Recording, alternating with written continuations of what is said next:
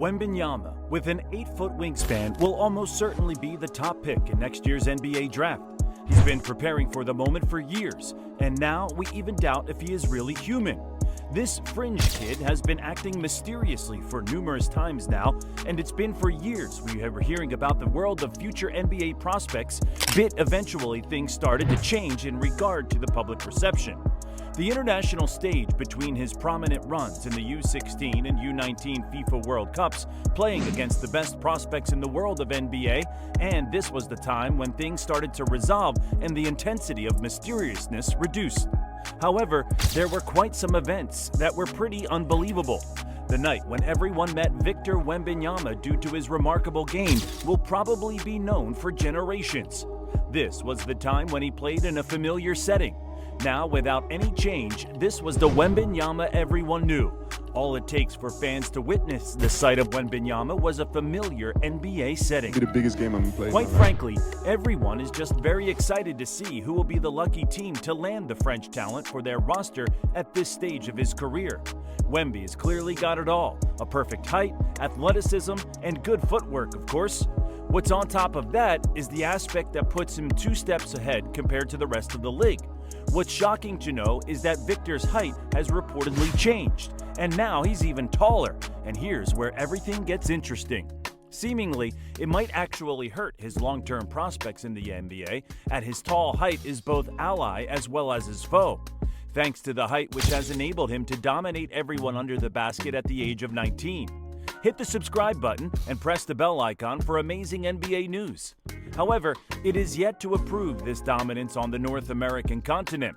What's for sure is that there's something he needs to work desperately on: his strength.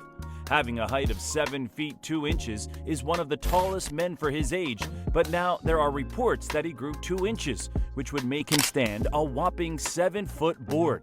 Sounds impossible for anyone to defend against Victor, right?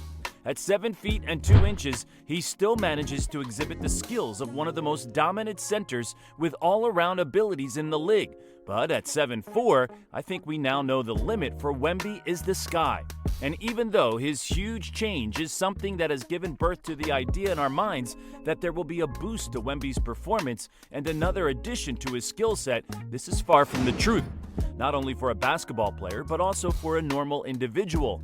Variations in height at the age of 19 sound quite unfamiliar. I mean, I have never witnessed such a thing yet. And the fact that Victor isn't playing in the NCAA for the NBA isn't familiar with this game. What fans are pretty sure about is that he is likely to go #1 pick in the current draft, and at this moment, Doncic reminds everyone in the NBA that just because you don't play in the NCAA doesn't mean you can't be a superstar in the making.